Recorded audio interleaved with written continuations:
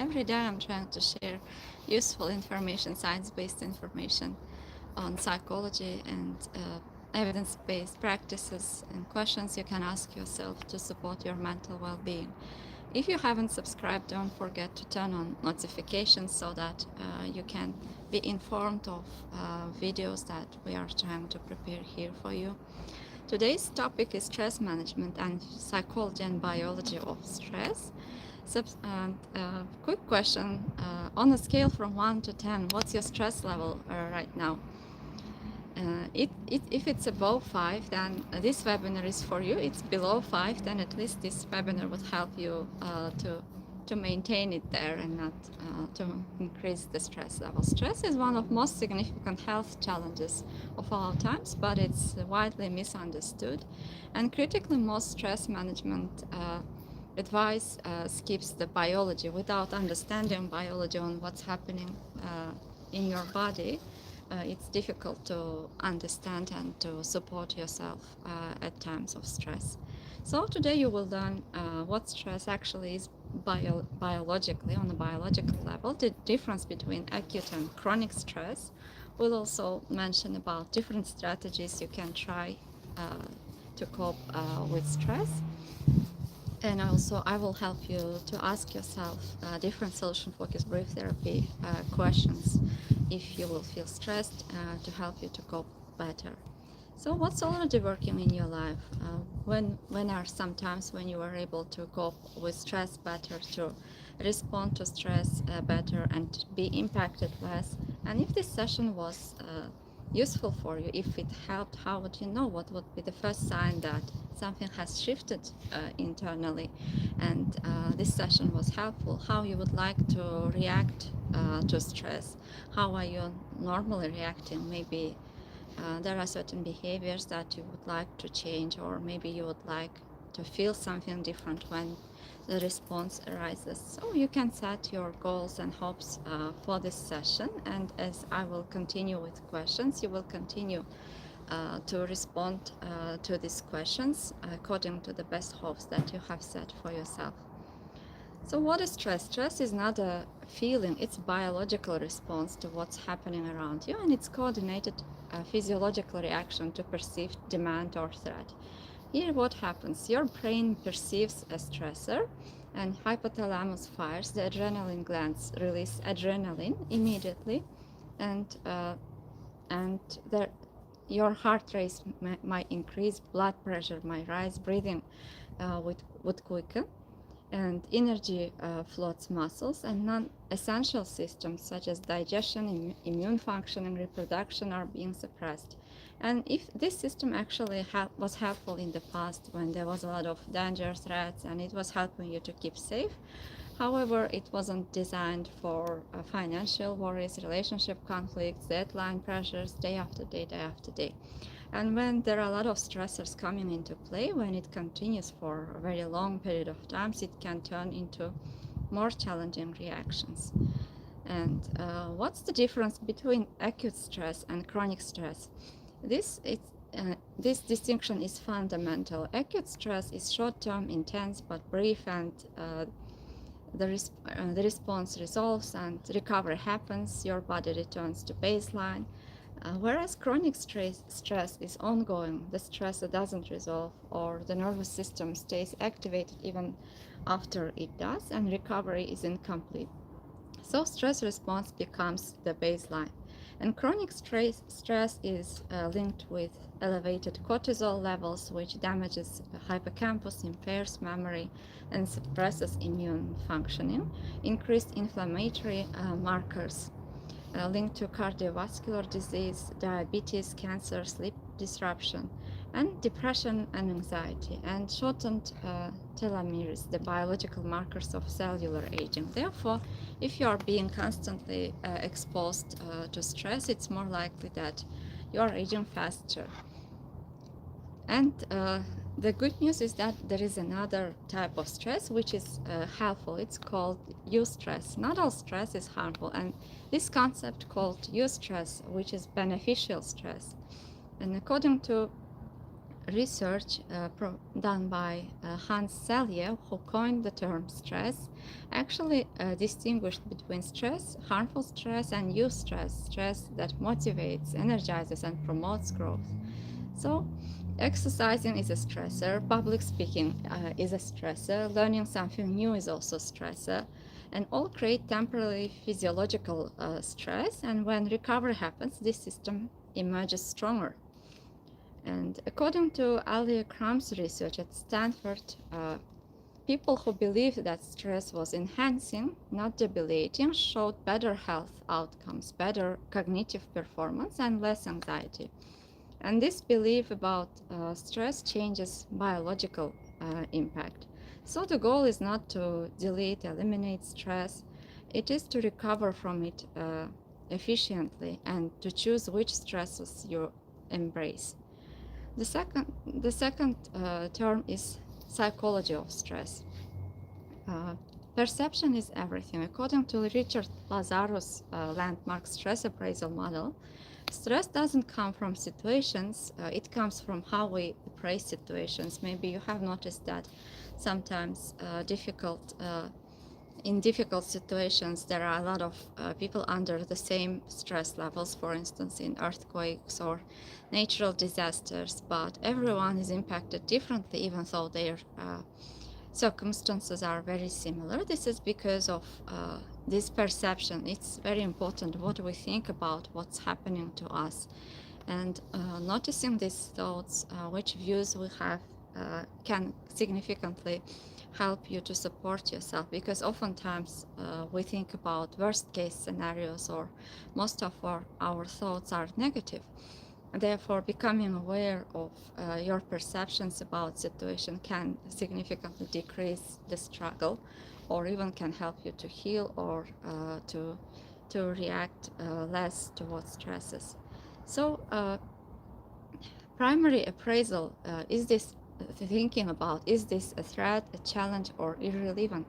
And secondary appraisal includes thoughts such as, do I have the resources to cope? And oftentimes at the times of stress or worries, we panic, and it's more difficult to focus on our capabilities, resources. And when you start to think about it, question yourself this way, you would notice that there are a lot of strategies or resources that you have, and you are actually capable of coping with these stresses. But when we focus just on stress, or at that point, if we don't notice catastrophic thinking or that we are panicking, this would make you even more stressed.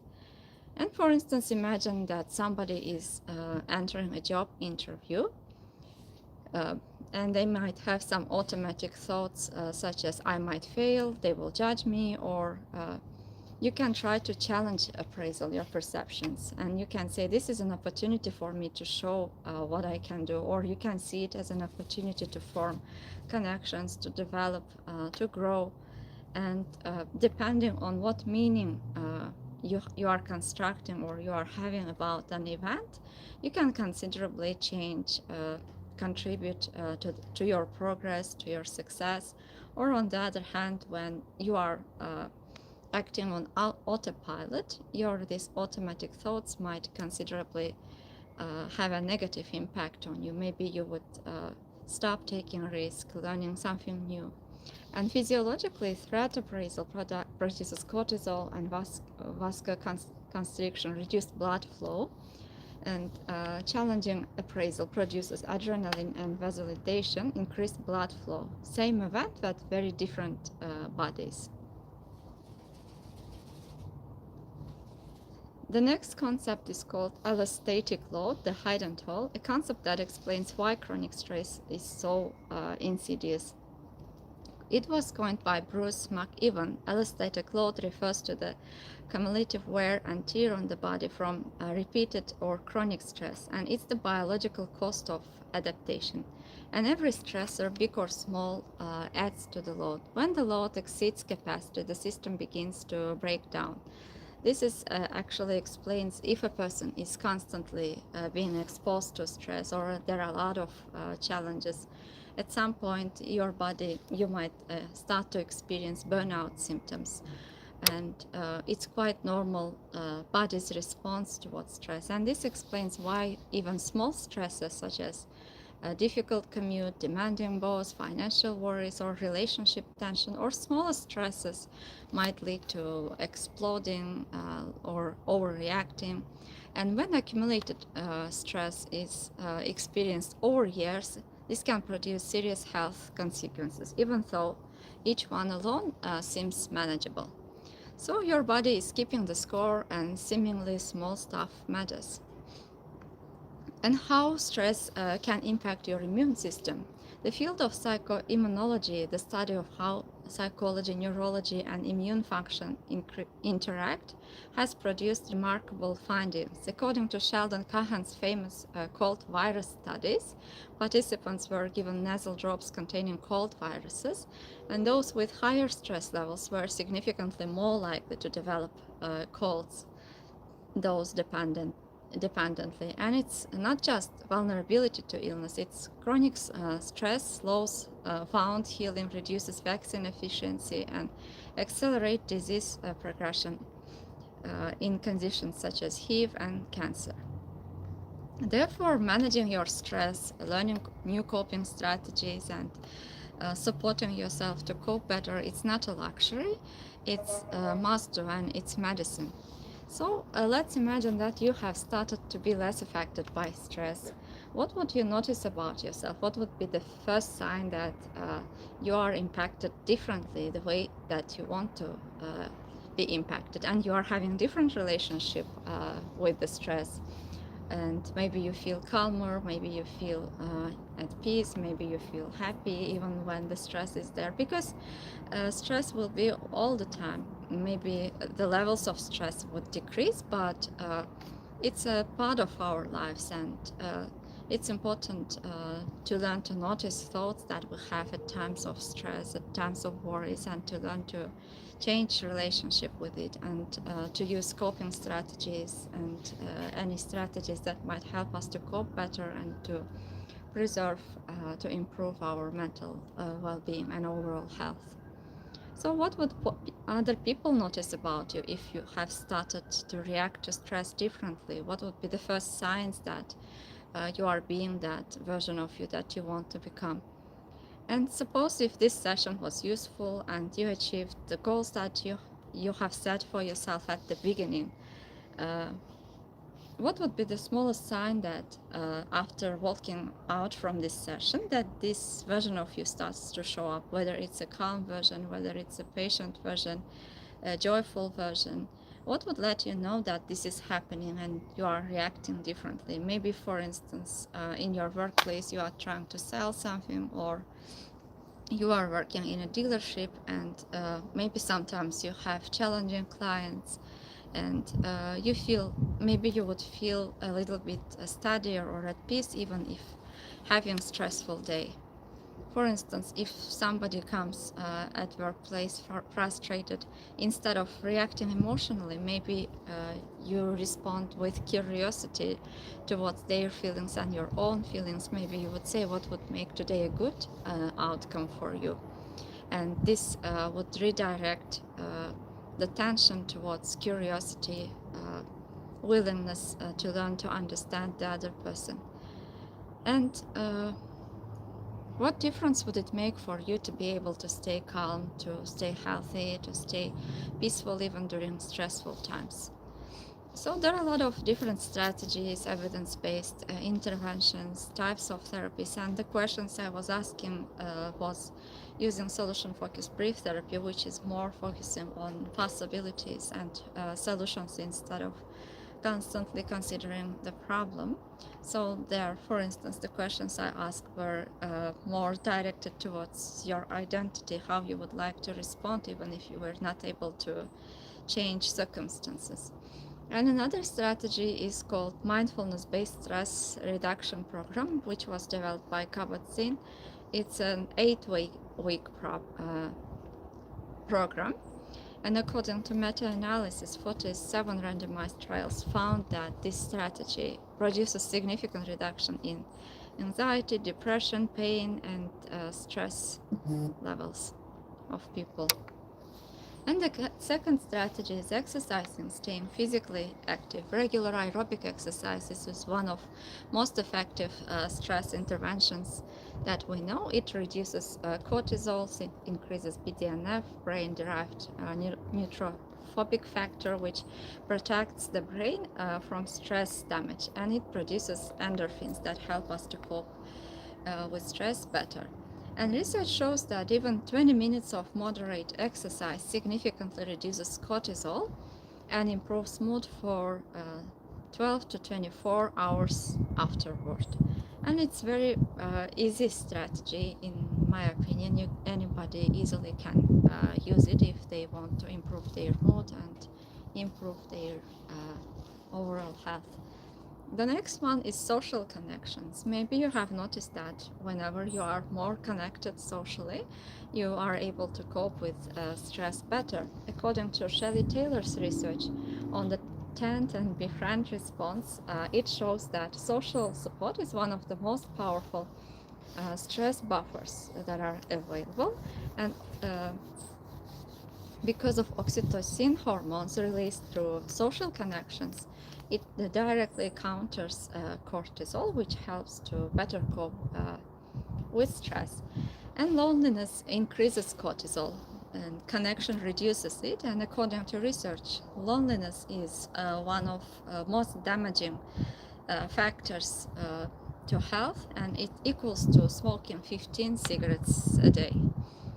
And the next strategy you can regulate is sleep. Matthew Walker's research at UC Berkeley shows that sleep deprivation amplifies amygdala stress response by 60%, and a single night of poor sleep can increase cortisol significantly. And sleep is not a passive recovery state, it's an active biological restoration, and it's arguably the single most important stress management tool. So if you want to cope with stress better, you can take efforts in order to improve your sleep quality. Maybe also physical activity, for instance, was found to increase quality of sleep, or going to sleep at the same time every day, or preparing to sleep, like decreasing screen time, for instance, or adjusting environment so that this can help your brain to perceive that this is the time for sleep. There are different strategies that you can use in order to improve your sleep quality and to help yourself to cope with stress better. Next one is cognitive reappraisal. As we discussed in emotion regulation, changing how you interpret stressor changes its biological impact. And this isn't positive thinking, it's accurate alternative interpretation.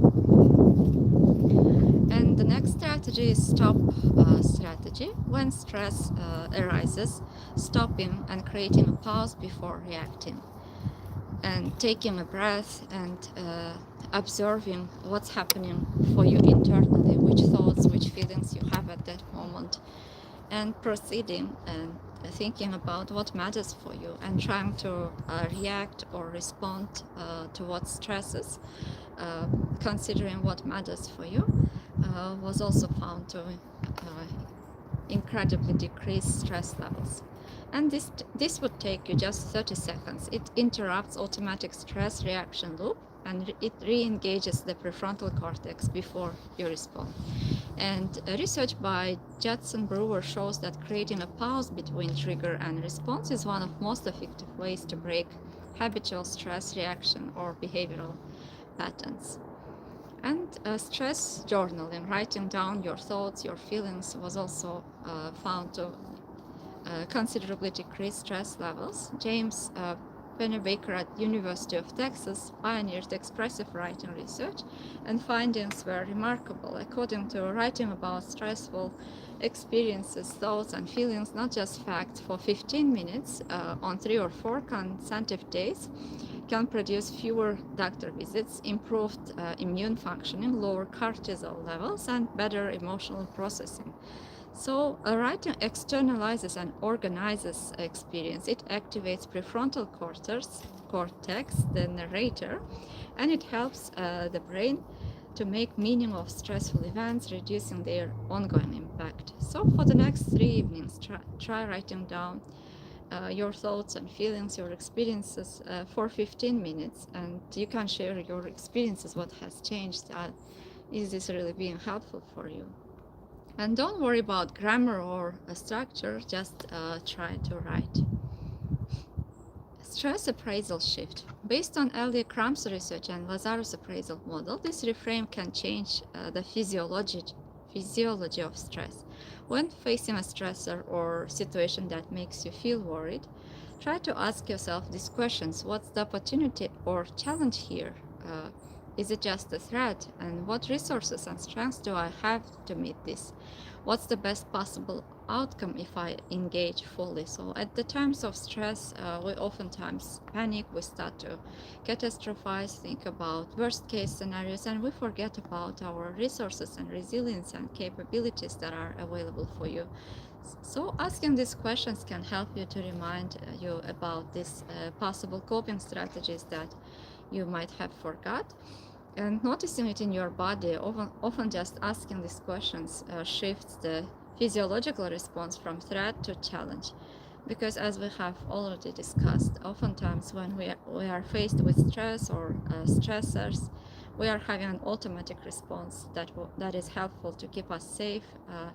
However, when we are not aware of it and when we are on autopilot, it can considerably harm our mental well-being and psychology. So from vasoconstriction to vasodilation, from cortisol dominance to adrenaline, it's helpful when you are changing relationship with your thoughts, feelings, expressing your thoughts, and trying to find the real challenge alongside the threat, and reminding yourself about coping strategies.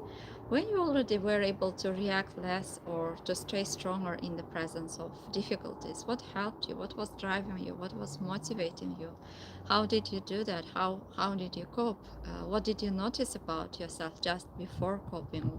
What exactly helped you to achieve this situation of calmness, peace, for instance? Which environments, which people, which behaviors, or which routines helped you to stay calm, to stay resilient?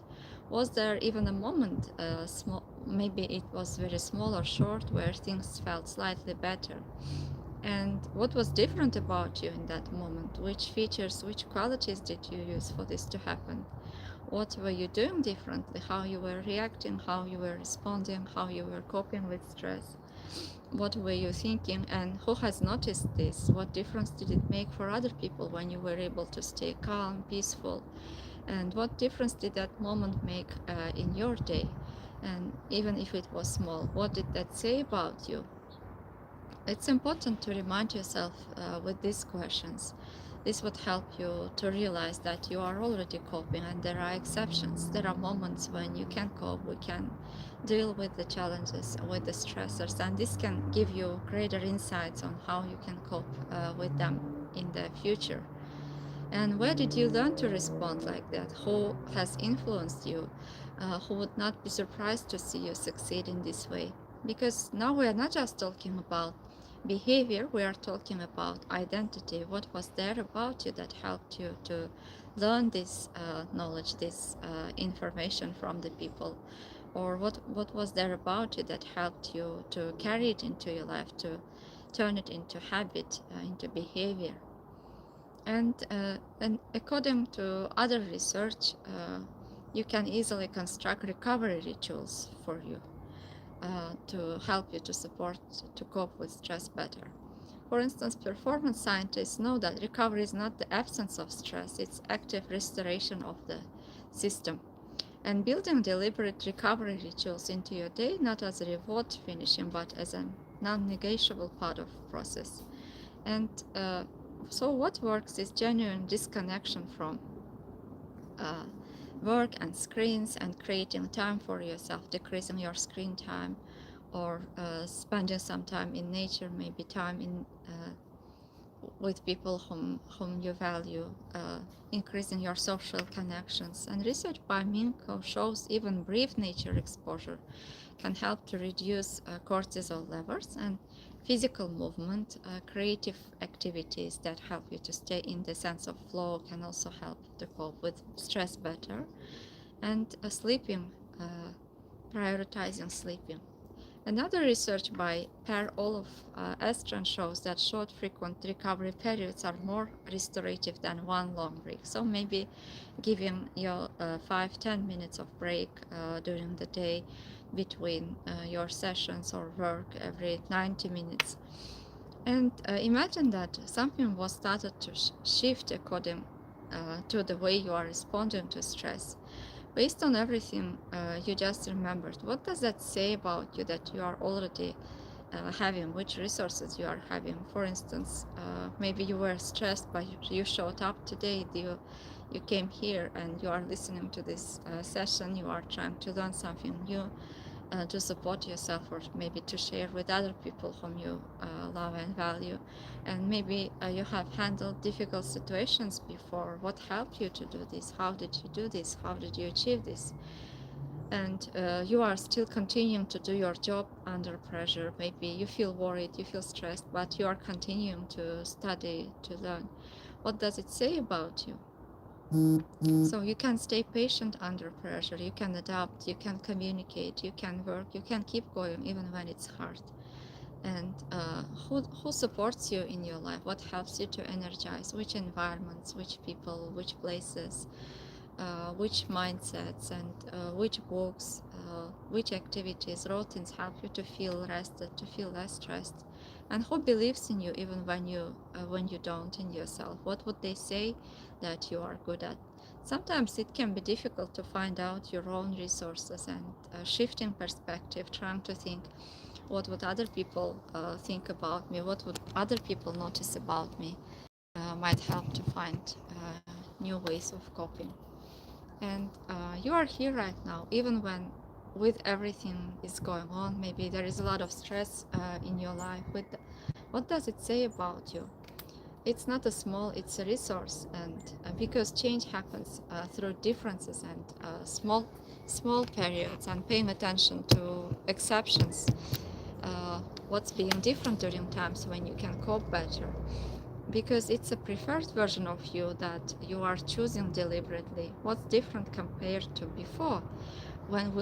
And what will be different tomorrow if you were able to maintain this preferred version of you for 1 month, 1 year? What would be different in your life? How does this change your work? How would this impact other people around you? What does this say about the kind of person you are becoming? Because this is where confidence grows, when you start to notice times when you are coping better, when you start to notice your resilience exceptions. It's where your confidence grows, and it helps to create momentum, to increase your motivation levels. And what will your future self thank you if you were able to stay calm, to stay resilient and successful even during stressful times?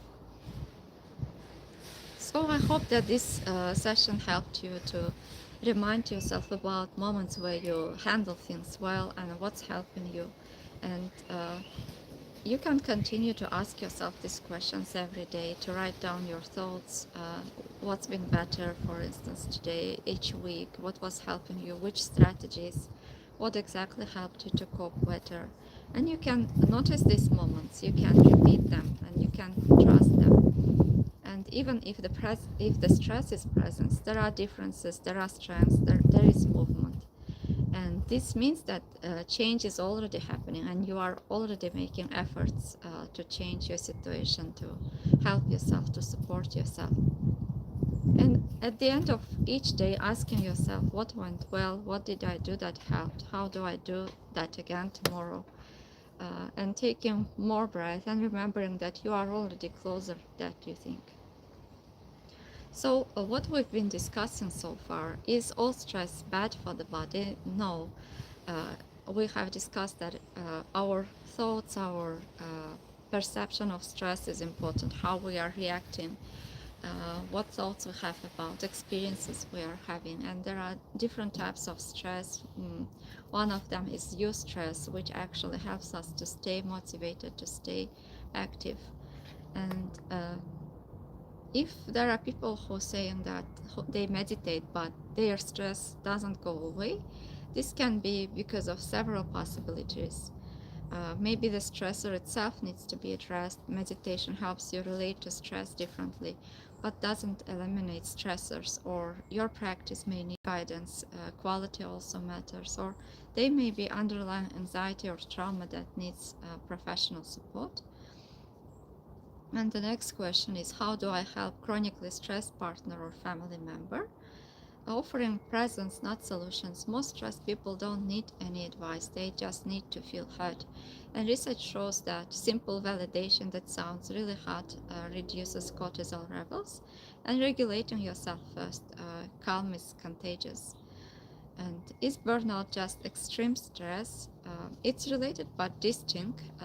Burnout, as defined by Maslow, involves emotional exhaustion, depersonalization, and a reduced sense of accomplishment. And it's specifically work related, and it requires more than stress management, often structural changes and significant recovery time.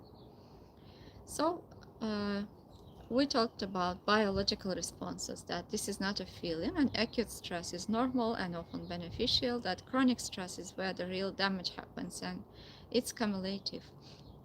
And perception drives stress. The same event appraised differently produces different biology, and recovery is active and not passive. And this means that there are a lot of things we can change and we can use in order to help ourselves. And we also mentioned about different evidence-based tools such as solution-focused brief therapy questions, mindfulness-based stress reduction, exercising, sleeping, social connection, cognitive reappraisal. And we examined a lot of different strategies. So I hope that this webinar was useful for you. If you have any further questions, or if you want to share your experiences, don't forget to comment. Leave your questions in the comments, and see you next time. Take good care of yourself, and don't forget to subscribe and turn on your notifications if you want to learn more on these issues.